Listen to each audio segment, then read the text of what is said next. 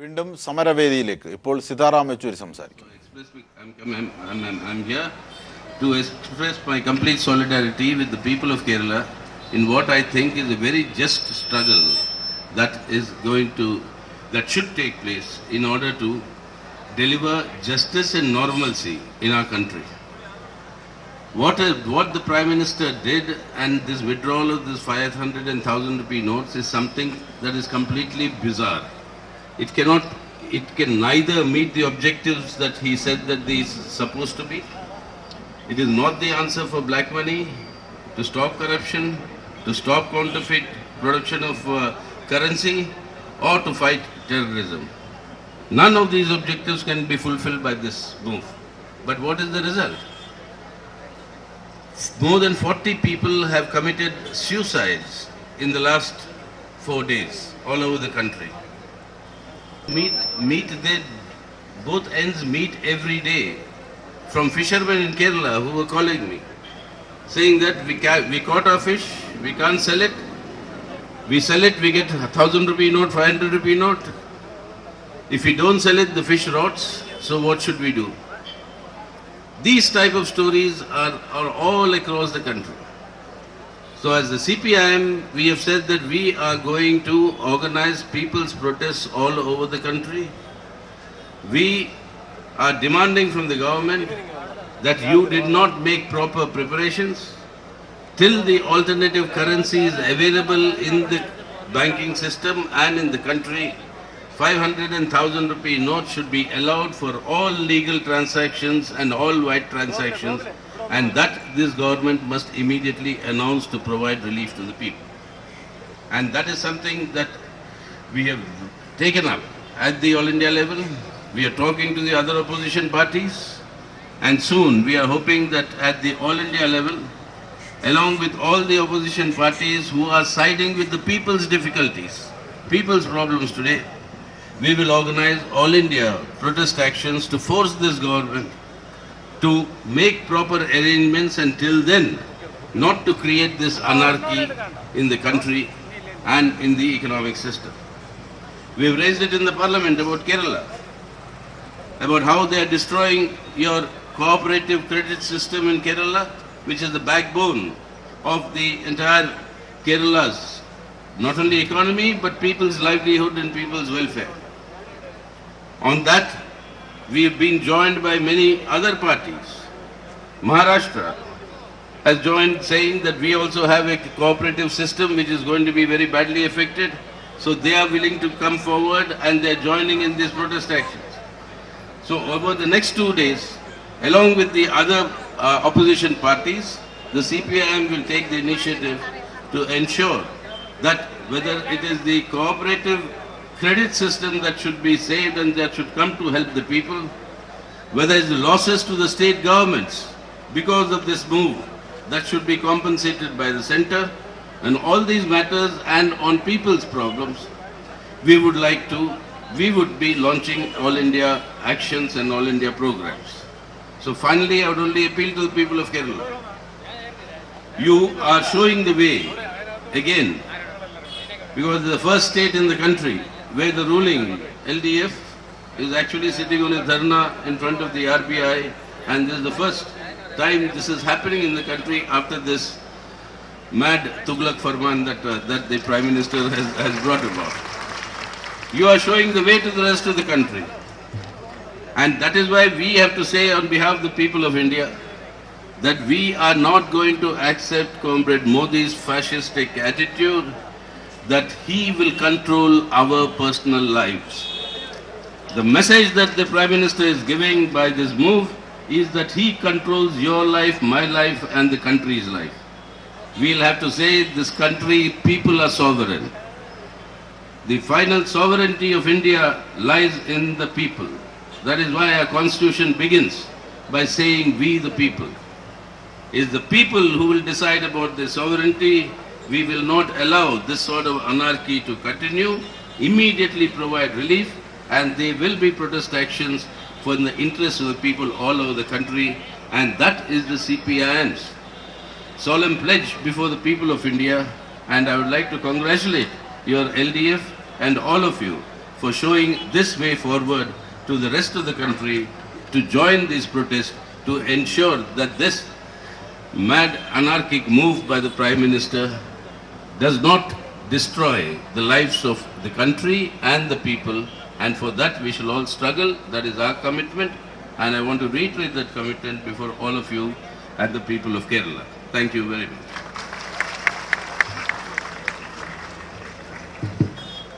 CPI സംസ്ഥാന secretary Canon Rajendran സംസാരിക്കും.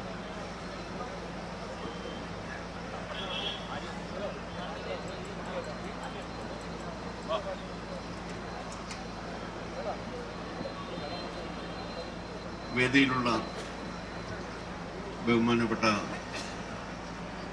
സംസ്ഥാന മുഖ്യമന്ത്രി, മന്ത്രിസഭ അംഗങ്ങളെ, സഹോദരി സഹോദരന്മാരെ, സഖാക്കളെ, കേരളത്തിൻ്റെ രാഷ്ട്രീയ ചരിത്രത്തിൽ അപൂർവമായ ഒരു സമരത്തിനാണ് ഇന്ന് സാക്ഷ്യം വഹിക്കുന്നത്. ധാരാളം ജനകീയ പ്രക്ഷോഭങ്ങൾ റിസർവ് ബാങ്കിന്റെ മുന്നിൽ ഇതിനു മുമ്പും നടന്നിട്ടുണ്ട്. എന്നാൽ കേരളത്തിന്റെ മന്ത്രിസഭ അംഗങ്ങളാകെ റിസർവ് ബാങ്കിന്റെ മുന്നിലെത്തി സംസ്ഥാനത്തിന്റെ താൽപര്യം സംരക്ഷിക്കാൻ നിങ്ങളുടെ നിലപാടുകളിൽ മാറ്റം വരുത്തണം എന്ന് പറയുന്നത്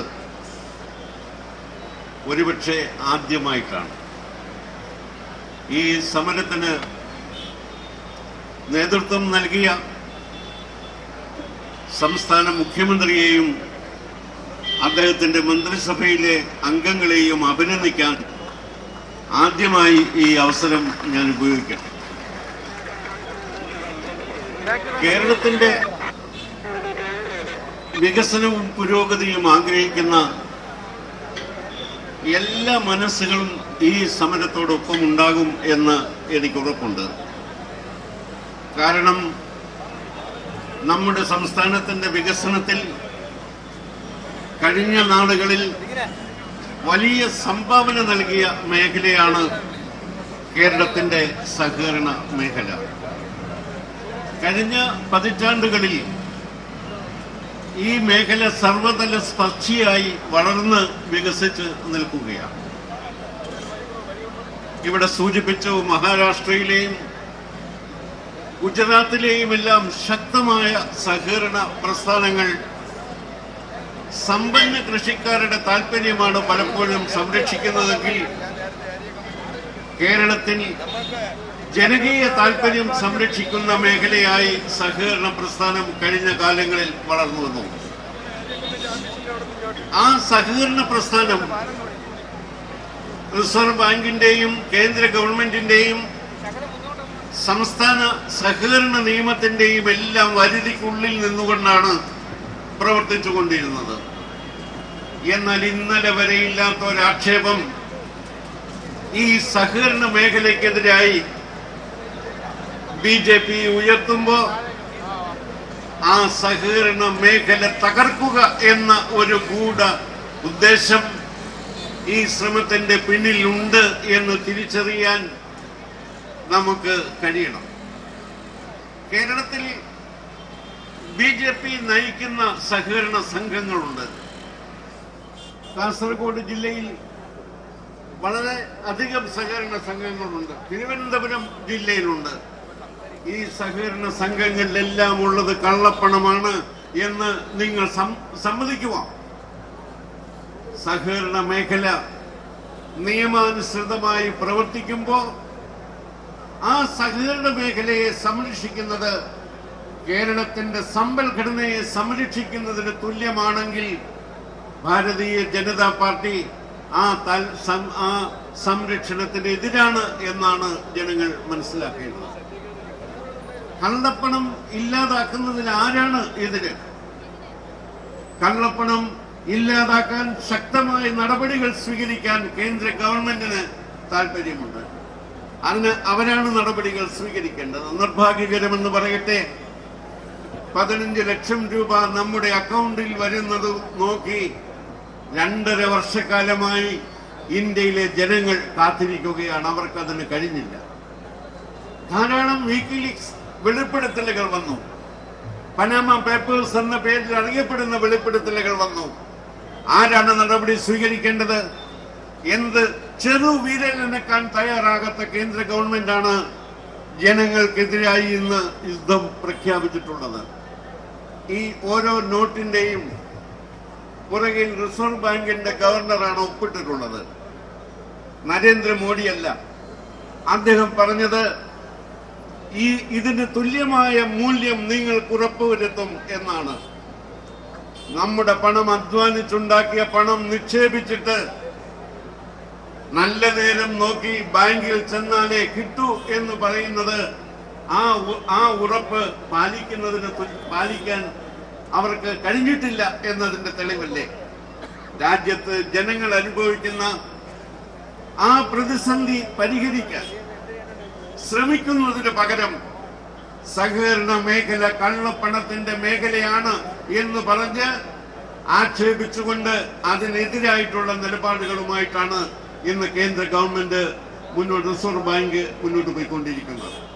അതിൽ കേരളത്തിലെ ജനങ്ങളുടെ പ്രതിഷേധം അറിയിക്കാൻ വേണ്ടിയാണ്, ഈ രാജ്യത്തിന്റെ വികാരം അറിയിക്കാൻ വേണ്ടിയാണ് മുഖ്യമന്ത്രിയുടെ നേതൃത്വത്തിൽ റിസർവ് ബാങ്കിന്റെ മുന്നിൽ ഇത്തരമൊരു സമരം നടത്തുന്നതിനെ സംബന്ധിച്ച് ഇടതുപക്ഷ ജനാധിപത്യ മുന്നണി ആലോചിച്ചത്. ഈ സമരവും തുടർന്ന് പ്രക്ഷോഭ സമരങ്ങളും ശക്തമായി പോയെങ്കിൽ മാത്രമേ കേരളത്തിന്റെ ജനങ്ങളുടെ താല്പര്യങ്ങൾ സംരക്ഷിക്കപ്പെടൂ എന്ന് ഉറപ്പുണ്ട്. ഈ സഹകരണ മേഖലയെ തകർക്കാനുള്ള കേന്ദ്ര നീക്കത്തിനെതിരായി കേരളത്തിന്റെ സമരമുഖം പുരോഗമിക്കുകയാണ്. RBI ഓഫീസിന് മുന്നിൽ സമരം പുരോഗമിക്കുന്നു. പിണറായി വിജയൻ, മുഖ്യമന്ത്രി പിണറായി വിജയനും മന്ത്രിസഭാ അംഗങ്ങളും സമരത്തിൽ പങ്കെടുക്കുന്നു, സത്യാഗ്രഹത്തിൽ ഇരിക്കുന്നു. പിണറായി വിജയൻ, തോമസ് ഐസക്, കടന്നപ്പള്ളി, AK ശശീന്ദ്രൻ തുടങ്ങി അടുത്തതായിട്ട് മൊയ്തീൻ, ബഹുമാനപ്പെട്ട മന്ത്രി മാത്യു ടി തോമസ് സംസാരിക്കും.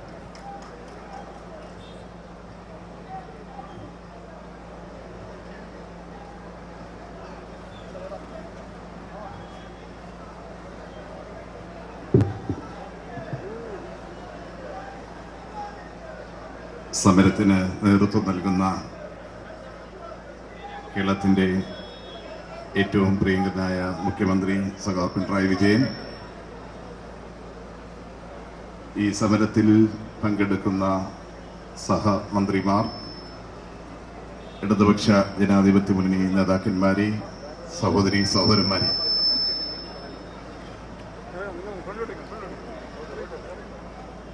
വജ്ര ജൂബിലി ആഘോഷിക്കുന്ന കേരളത്തിന്റെ ചരിത്രത്തിൽ ഒരു പുതിയ അധ്യായം എഴുതി ചേർക്കുന്ന ചരിത്രപരമായ പ്രാധാന്യമുള്ള സമരമാണ് ഇന്നിവിടെ അരങ്ങേറുന്നത്. കേരളത്തിലെ മുഖ്യമന്ത്രി അടക്കം 18 മന്ത്രിമാർ ഈ സംസ്ഥാനത്തിലെ ജനങ്ങളുടെ വികാരം പ്രകടിപ്പിക്കുന്നതിന് കഴിഞ്ഞ നാളുകളിലെ മന്ത്രിസഭകളും മന്ത്രിമാരും ഒക്കെ സ്വീകരിച്ചതിൽ നിന്ന് വ്യത്യസ്തമായി മന്ത്രിസ്ഥാനങ്ങൾ ഞങ്ങൾക്ക് ആഭരണങ്ങളല്ല, ജനങ്ങളോടൊപ്പം നിൽക്കാനുള്ള അവസരങ്ങൾ മാത്രമാണെന്ന് പ്രഖ്യാപിച്ചുകൊണ്ടാണ് ഈ സമരത്തിൽ പങ്കെടുക്കുന്നത്. കഴിഞ്ഞ 2-3 ആഴ്ചക്കാലമായി ഇന്ത്യ രാജ്യത്തുണ്ടായിക്കൊണ്ടിരിക്കുന്ന നടപടികൾ, ഭരണ നടപടികൾ ഏതു പ്രകാരം ഈ രാജ്യത്തെ സാധാരണക്കാരന്റെ ജീവിതത്തെ ദോഷകരമായി ബാധിക്കുന്നു എന്ന് നമ്മളൊക്കെ അറിഞ്ഞുകൊണ്ടിരിക്കുകയാണ്. നോട്ടുകൾ പിൻവലിക്കാൻ പാടില്ലാത്തവയാണ് എന്ന നിലപാടൊന്നും നമുക്കില്ല. നോട്ടുകൾ പിൻവലിക്കുമ്പോ ഈ നാട്ടിലെ സാധാരണക്കാരായ ജനങ്ങൾക്ക് ന്യായമായ വ്യാപാര വിനിമയം നടത്താനുള്ള സജ്ജീകരണങ്ങൾ ഒരുക്കുവാനുള്ള ഉത്തരവാദിത്വം അത് പിൻവലിച്ച കേന്ദ്ര ഗവൺമെന്റും റിസർവ് ബാങ്കിനും ഉള്ളതാണ്. നമ്മുടെയൊക്കെ പോക്കറ്റിൽ ഇപ്പോ നോട്ടുകൾ ഉണ്ടെങ്കിൽ വളരെ കുറച്ചുപേരുടെ കയ്യിലേ കാണുള്ളൂ എന്നെനിക്കറിയാം. വിയർപ്പൊഴുക്കി പണിയെടുത്ത് നമ്മൾ സമ്പാദിച്ച നോട്ടുകൾ ബാങ്കിൽ ഇട്ട് കഴിഞ്ഞാൽ അത് പിൻവലിച്ച് നമ്മുടെ ഒരു ആവശ്യത്തിന് ഉപയോഗിക്കാൻ കഴിയാത്ത ഏറ്റവും ദുർഘടമായ സാഹചര്യം ഈ രാജ്യത്തുണ്ടായിരിക്കുന്നു. പക്ഷെ ആരുടെയും കയ്യിൽ നോട്ടുണ്ടെങ്കിൽ അതിൽ എഴുതി ഒപ്പിട്ടിരിക്കുന്ന സുപ്രധാനമായ ഒരു കരാറുണ്ട്. നോട്ട് വെറും കടലാസ് കഷ്ണങ്ങളല്ല. I promise to pay the bearer a sum of rupees 1,500 എന്നൊക്കെ എഴുതി അതിൽ റിസർവ് ബാങ്ക് ഗവർണർ ഒപ്പുവെച്ചിരിക്കുക. അതൊരു കരാറാണ്, ഒരു ഉടമ്പടിയാണ്. ഇത് കൈവശം വെച്ചിരിക്കുന്ന ആൾക്ക് ഞാൻ ഇത്ര രൂപ നൽകാമെന്ന ഒരു ഉടമ്പടി ഒപ്പുവെച്ചത് ഒരു സുപ്രഭാതത്തിൽ ഒറ്റ അടിക്ക് കരാർ റദ്ദാക്കുക എന്ന് പറഞ്ഞാൽ, അല്ലെ ഉടമ്പടി പാലിക്കില്ല എന്ന് പ്രഖ്യാപിച്ചാൽ, ആ കരാറിൽ ആ ഉടമ്പടിയിൽ പങ്കായിരിക്കുന്ന ഒരാളിന് ഉണ്ടാകുന്ന ദോഷങ്ങൾക്ക്, ബുദ്ധിമുട്ടുകൾക്ക് പരിഹാരം കാണാനും കരാർ ലംഘിക്കുന്ന ആൾക്ക് ഉത്തരവാദിത്വമുണ്ട് നിയമപ്രകാരമായി. ഇവിടെ അതൊന്നും ഉണ്ടായിട്ടില്ല. ഇതിനോടനുബന്ധിച്ച് ഓരോ ദിവസവും പുറത്തുകൊണ്ട് വന്നുകൊണ്ടിരിക്കുന്ന നിബന്ധനകൾ, വ്യവസ്ഥകൾ, ഇവയൊന്നും തന്നെ സാധാരണക്കാരന് ഗുണകരമല്ല. ആദ്യം പറഞ്ഞു 4,000 രൂപ പിൻവലിക്കാം, ഇപ്പൊ പറയുന്നത് 2,000 പിൻവലിക്കാം. ATM നിന്ന് മാറിയെടുക്കാൻ കഴിയുന്ന തുക കുറഞ്ഞു വരുന്നു. തുക മാറിയെടുക്കണമെങ്കിൽ കയ്യിൽ മഷി പുരട്ടണം. ഒരു തവണ ഒരു കയ്യിൽ ഒരു വിരലിൽ പുരട്ടിയാൽ 10 തവണ കഴിഞ്ഞാൽ കാലിലെ വിരലിൽ പുരട്ടാം. ഇപ്പൊ പറയുന്നത് വീണ്ടും വരാതിരിക്കാൻ ഒരു എളുപ്പ വഴിയുണ്ട്. ഈ കയ്യിൽ വിഷമായി മരുന്ന് പുരട്ടി അല്ലെങ്കിൽ മഷി പുരട്ടി വിടുന്നേക്കാൾ എളുപ്പം ഒരിക്കൽ വന്ന ആളിനെ നടു ഒടിച്ചാൻ വിട്ട പിന്നെ ഇങ്ങോട്ട് വരത്തില്ലല്ലോ. ഏറ്റവും ദ്രോഹകരമായ നടപടി ഒന്നൊന്നായി എന്താണ് ഈ നാട്ടിൽ തങ്ങളുടെ ഭരണ നടപടികൾ ഉണ്ടാക്കുന്ന പ്രത്യാഘാതങ്ങൾ എന്ന് ആലോചിക്കാതെ കേന്ദ്ര ഗവൺമെന്റ് നടപടികളുമായി മുന്നോട്ട് വന്നുകൊണ്ടിരിക്കുകയാണ്. ഇവിടെയാണ് ഈ പ്രശ്നം ഈ നാട്ടിലെ സാധാരണക്കാരെ എങ്ങനെ ബാധിക്കുന്നു എന്ന ഗൗരവമായ പ്രശ്നം റിസർവ് ബാങ്കിന് മുമ്പിലും കേന്ദ്ര ഗവൺമെന്റിന് മുമ്പിലും എത്തിക്കാൻ വേണ്ടി സംസ്ഥാന സർക്കാരിലെ മന്ത്രിമാർ ഇടതുപക്ഷ ജനാധിപത്യ മുന്നണിയുടെ തീരുമാനങ്ങൾ അനുസരിച്ച് ചിട്ടയോടെ പ്രവർത്തിക്കണം എന്ന താല്പര്യമുള്ള മന്ത്രിമാർ ആ തീരുമാനത്തെ, ആ രാഷ്ട്രീയ മുന്നണിയുടെ തീരുമാനം അംഗീകരിച്ചുകൊണ്ട് റിസർവ് ബാങ്കിന് മുമ്പിൽ നിന്ന് സമരം നടത്തുന്നു. പെട്ടെന്ന് ഇത്തരത്തിൽ ഒരു സമരത്തിലേക്ക് പോകാനുണ്ടായ കാരണം ഈ നോട്ട് പിൻവലിക്കലുമായി ബന്ധപ്പെട്ട് നടത്തി വന്നിരുന്ന നടപടികളുടെ അവസാനം വന്ന് കൈവച്ചിരിക്കുന്നത് കേരളത്തിന്റെ സഹകരണ മേഖലയാണ് എന്നുള്ളത് കൊണ്ട് തന്നെയാണ്. ഇവിടെ കേന്ദ്ര ഗവൺമെന്റും റിസർവ് ബാങ്കും നാട്ടിലെ കള്ളപ്പണക്കാരെ പിടിക്കണം, വൻകിടക്കാരെ പിടിക്കണം എന്നൊക്കെ പറയുമ്പോൾ തന്നെ ഒരു ദിവസം ഈ നടപടികൾ നടന്നുകൊണ്ടിരിക്കുമ്പോ സാധാരണക്കാരന്റെ പണം വെട്ടിച്ച നിരവധി ആളുകളുടെ കടം എഴുതിത്തള്ളുന്ന കാഴ്ച നമുക്ക് കാണുകയുണ്ടായി. അതിന് പറഞ്ഞ ന്യായം എന്താ? നമ്മുടെ ധനകാര്യ സ്ഥാപനങ്ങളിൽ കിട്ടാക്കടമായി വലിയ തുക കിടക്കുന്നത് കണ്ടു കഴിഞ്ഞാൽ അതിന്റെയൊക്കെ ഒരു ക്രെഡിബിലിറ്റി നഷ്ടപ്പെടും. അതുകൊണ്ട് കിട്ടാക്കടങ്ങൾ മുഴുവൻ എഴുതിത്തള്ളുകയാണ്. ആയിരക്കണക്കിന് കോടി രൂപ വൻകിടക്കാട് എഴുതിത്തള്ളുവാൻ നടപടി സ്വീകരിച്ചു. സഹകരണ മേഖലയെ തകർക്കാനുള്ള കേന്ദ്ര നീക്കത്തിനെതിരെ കേരളത്തിന്റെ ഒരുമിച്ചുള്ള പ്രക്ഷോഭം തുടരുകയാണ്.